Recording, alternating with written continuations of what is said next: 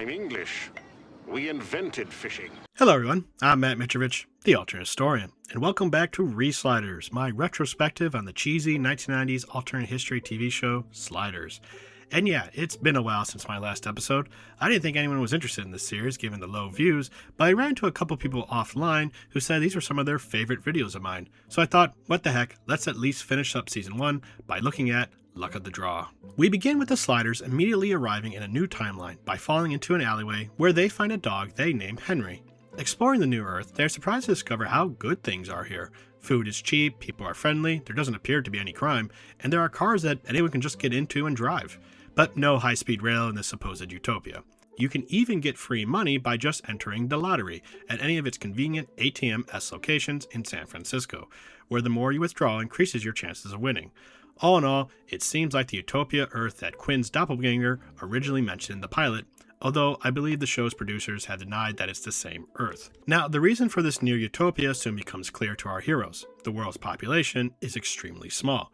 There are only 500 million people on Earth, something that last happened in our timeline in the 17th century, with San Francisco having a population of just 100,000. Now, how they maintain a modern industrialized society with a pre-industrial population is anyone's guess, but you get glimpses of how they reach this population size thanks to there being birth control in a can and the fact that the President of the United States is Jocelyn Elders, former Surgeon General of the United States from 1993 to 1994, and a vocal advocate of such things as contraception, abortion, and masturbation. But the major divergence point for this Earth was humanity eagerly embracing the philosophy of one Thomas Robert Malthus. Now, this won't be a deep dive into Malthus, but long story short, Malthus was an English economist who lived from 1766 to 1834. He predicted that as the population of humans continued to grow, there would be less resources, especially food, for people to consume, thus leading to war, diseases, and famine, which would create a catastrophic population decline. Proponents of Malthusianism have advocated the use of population controls in order to prevent such a disaster, which has often led to a variety of terrible policies up to and including eugenics, forced sterilizations, and cutting welfare to the poor in order to stop them from having children. But critics of Malthusianism have, correctly in my opinion, pointed out that such a disaster is extremely unlikely to happen. For one thing, Malthus failed to predict how advancements in farming would greatly increase food production, leading to a world where the countries with the most food tend to have less children. Meanwhile, Malthus appeared to assume that every human being consumes basically the same amount of resources, despite the ample evidence that the rich consume much more than the poor because, well, they can afford to. This suggests that the solution to a Malthusian catastrophe is not population control, but wealth distribution. But that is an argument for another time. Anywho, exactly why this Earth followed Malthusianism so strictly is unclear to me. Surprisingly, the team at Earth Prime have not given me much to work with regarding their entry on this world, but if I had to guess, there must have been some serious disaster where having too many people was a liability. So perhaps there was a very serious famine, such as the Great Famine of 1315 to 1317 in Europe, that happened during or after Malthus's life, which impacted many parts of the globe, and the survivors vowed to keep a ceiling on the global population. How exactly they accomplished this in those early years of this brave new world might get this video demonetized if I speculated on the details, so let's just return to Sliders. Anyway, the Sliders later learned that Wade has won the lottery during a drawing hosted by noted game show host from our timeline, Jeff Edwards, earning her seemingly unlimited amounts of wealth for her and her descendants. In fact, Wade actually begins considering staying in this timeline, something that Arturo, who highly approves of Malthusian population controls, and Rembrandt, who has fallen in love with another lottery winner named Julianne, seem to be interested in doing as well. The only one who is not pleased with this whole thing is Quinn, who thinks something is strange about this Earth.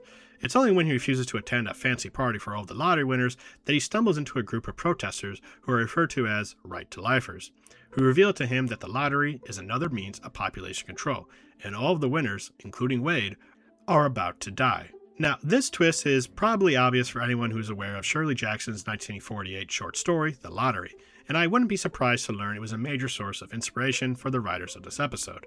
However, a part of me can't help but ask, but why? Why would an Earth whose population control seemed to have been extremely successful need this? Like, it's freaking expensive to find people willing to die since they still need to give millions of dollars to whomever and whatever the winners list as their beneficiaries. Why not just castrate them instead of killing them? But I realized what was really going on here as the episode progressed. You see, Quinn is able to convince the rest of the Sliders they need to leave ASAP, without of course being noticed by the authorities of this Earth who might try to stop them. Rembrandt, however, wants to bring Julianne along, and initially she is cool with it, but it turns out she is lying and turns him into the lottery police. But before he is taken away, Julianne tries to convince him that making way is a morally good thing, and she truly wants to do it. Thus, Rembrandt is forced to watch as she commits suicide under the complete certainty she is going to a better place, despite most religions I'm aware of frowning on taking one's own life. Once she is dead, Rembrandt is hauled away by the police to undergo the process, which is the immediate torture and execution of anyone who attempts to prevent the lottery. And that's when it hit me. This is the true horror of this Earth that Sliders fans have dubbed paradise. They don't just have extreme population controls or little regard for human life. In fact, they don't care that much for humanity in general. It reminds me of the 2007 book The World Without Us by Alan Weisman. The book is mostly a hypothetical of all the things that would happen if humanity just disappeared. However, Weisman does talk about extreme anti-natalist movements, including some that appeared quite cultish, as a possible reason for why humanity might have disappeared. And I think on this Earth, we are witnessing something like that happening. A cultish devotion to Malthusianism that has become so extreme that those in power aren't just trying to control the population, but are actively trying to exterminate it. Yes, the lottery is expensive and not universally popular. Obviously, the right to lifers exist, and the Sliders were asked if they are from out of state when they inquired about it to a local, suggesting not every American state participates. But it's getting people more and more comfortable with the idea that their life is not worth living, and thus it's helping along the process of humanity willingly participating in its own self-extermination without hurting the environment. Seriously, if they revisit this Earth in the Sliders reboot that they keep talking about, they are probably going to find a world without us. Anywho, Rembrandt is saved after Quinn and Arturo get the right to lifers to riot outside the police station. Meanwhile, Wade attempts to convince another lottery winner, who she developed feelings for, named Ryan, played by Nicholas Lay, who fans of X-Files might recognize, to leave with her. I haven't mentioned him until now because he's honestly not that important for reasons that will soon become obvious. She at first fails to convince him to leave, but when she is about to be captured by the lottery police, he saves her. Wade, Ryan, Quinn, Arturo, Rembrandt, and the dog Henry all flee into the wormhole while being shot at by the police. It seems they all got away scot-free until Quinn collapses. Turns out he was shot, leaving the season finale on a cliffhanger on whether or not Quinn will live or die. And I have no problem spoiling this one, but he's fine actually. Yeah, it turns out Fox, the network Slider was on, didn't want to do any long-running storylines and so made Sliders hit the reset button. Show creator and producer Tracy Torme did get permission to at least wrap things up in the season 2 premiere, which they sort of did. We'll talk more about it when we get to that episode, but I will at least say Ryan and Henry the dog are never seen or heard from again. Which is a shame because I think Sliders would have been a lot better with a dog, sort of like if Mystery Incorporated were stuck traveling the multiverse.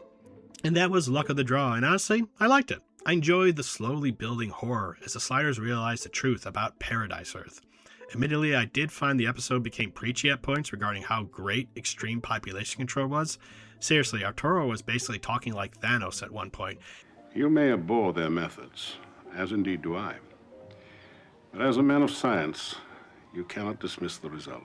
And honestly, that level of questionable moralizing should be relegated to Z-level YouTubers who get too political in their videos. But regardless, still a good end for the season. And speaking of season 1, it was good, I guess. I can see why this show is still remembered fondly even after all these years. There were a lot of interesting scenarios they covered, and even the more annoying Earths they visited still gave me something to talk about. That said, I know many consider that the show starts to go downhill after this point, but we will all find out if that is true or not in the next episode of ReSliders. For now, that's all I have to say on this subject. If you enjoy what I do, please like, comment, subscribe, share this video, support me on Patreon. I'm Matt Mitrovich, the Alternate Historian. Bye.